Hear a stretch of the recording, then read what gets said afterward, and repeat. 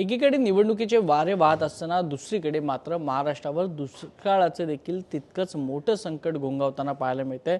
त्यामुळे एकीकडे नेते मंडळी ही आपल्या लोकसभेच्या जागा वाटपात व्यस्त असताना महाराष्ट्राची नेमकी दुष्काळाची परिस्थिती काय आहे आणि त्याच्यावर उपाययोजना काय केल्या जाणार याविषयी बातचीत करण्यासाठी आपल्यासोबत संजयजी शिरसाट आहे। शिरसाट साहेब, खरं बघायला गेलं तर दोन महत्त्वाच्या गोष्टी आहेत।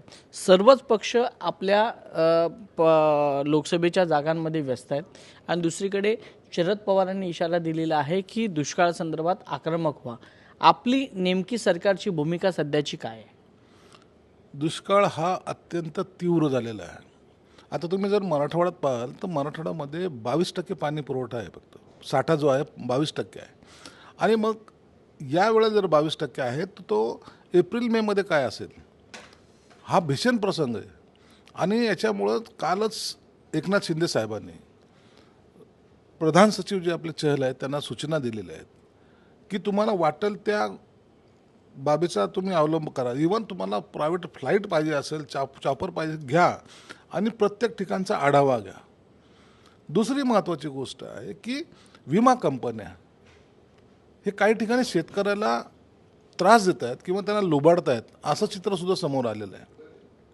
म्हणून त्या विमा कंपन्याची सुद्धा एक बैठक तातडीची लावायचं सीएम साहेबांनी आदेशित केलेलं आहे।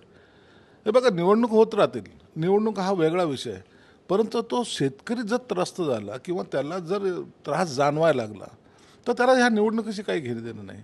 आणि आपल्याला जर आपण शेतकरी राजा हा आमचा अन्नदाता आहे असं जर म्हणत असेल तर त्याच्याकडे प्रायोरिटीने लक्ष दिलं पाहिजे। आणि मला वाटतं शिंदेसाहेब यामध्ये कुठेही कमी पडत नाहीत। काल माझ्यासमोर झालेल्या ह्या सगळ्या घटना आहेत, त्यांनी चहलला सांगणं काय, चहलने त्या कार्यक्रम तयार करणं काय, या सर्व बाबीचा आम्ही गांभीर्याने विचार करतोय। म्हणून शेतकऱ्याला त्रास होणार नाही या भूमिकेमध्ये हे सरकार आहे। दुसरी महत्त्वाची गोष्ट म्हणजे जर ठाकरे आणि काँग्रेस यांच्यामध्ये आता टोकाचे वाद पाहायला मिळतात। दुसरीकडे पृथ्वीराज चव्हाण म्हणतात की सांगली असेल किंवा भिवंडी असेल, आम्ही आता मैत्रीपूर्ण लढत करण्याच्या तयारीतून, तशी आमच्या नेत्यांची मानसिकता आहे। नाही, त्यांनी डिक्लेअरच केलं ना, आता लढती ह्या मैत्रीपूर्ण होणार। मैत्रीपूर्ण म्हणजे काय, ही आघाडी तुटलेली आहे। एक लक्षात घ्या, 2 जागेचं त्याने जरी घोषणा केली असेल ना तर असे 10 जागेची डिमांड येणार आहेत। मग ते 10 जागेचं काय करणार? म्हणून आता काँग्रेस ही सेपरेट लढेल, फक्त त्याचं नाव आघाडी असेल, पण काँग्रेस आपलं प्रत्येक मतदारसंघामध्ये त्यांचे उमेदवार उभे करतील असा एकंदरीत अंदाज आहे। श्रीनिवास पाटील यांनी देखील आपल्या सातारा या लोकसभा मतदारसंघातून माघार घेतलेली आहे।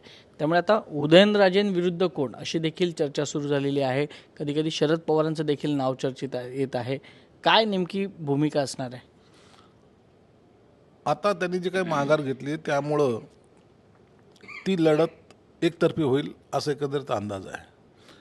शरद पवार साहेबांनी घोषित केलं की मी निवडणूक लढणार नाही, परंतु त्यांच्या बोलण्यावर कितपत विश्वास ठेवावा हे सुद्धा एक विषय वेगळा आहे। म्हणून जे ते आता जी नावं समोर आलेली आहेत त्याच्यामध्ये शिंदे असतील किंवा आणखीन इतर जण जी नावं आलेली आहेत ही एवढी तुल्यबळ नाही आहेत।